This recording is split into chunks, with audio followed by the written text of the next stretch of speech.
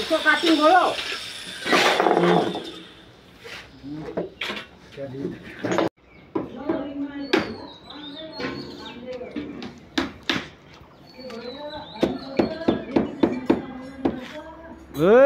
राम्रो राम्रो गरौँ है यो सिँढी बनाउँदैछ यहाँ चाहिँ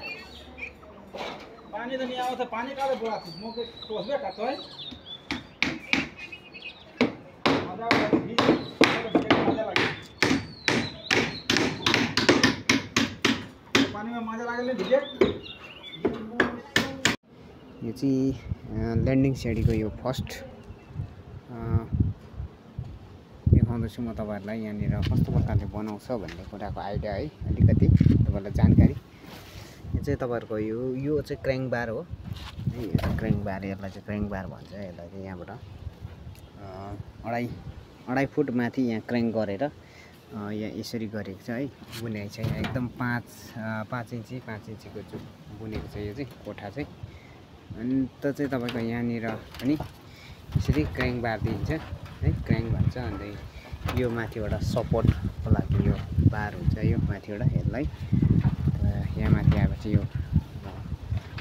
खस्नुपर्छ यहाँनिर एउटा बिम दिनुपर्छ यो पिलर छ यहाँनिर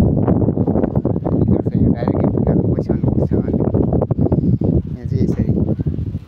दिनुपर्छ यसरी है यो बिम तेर्सो बिम दिनुपर्छ अनि यो छेउमा सपोर्टको लागि यहाँ पनि एउटा पिलर लगाएको छ त यो उँभो जानुको लागि यहाँ अलरेडी फेरि छोडेको छ है हामीले यहाँ उँभो जाने ल्यान्डिङ सिँढी फेरि पनि हामीले अलरेडी छोडिसकेको छौँ यो चाहिँ यस्तो छ है यसरी गरेको छ यो तलसम्म यस्तो छ यो तलतिर पनि हामीले अस्ति गरिसकेको छौँ अलरेडी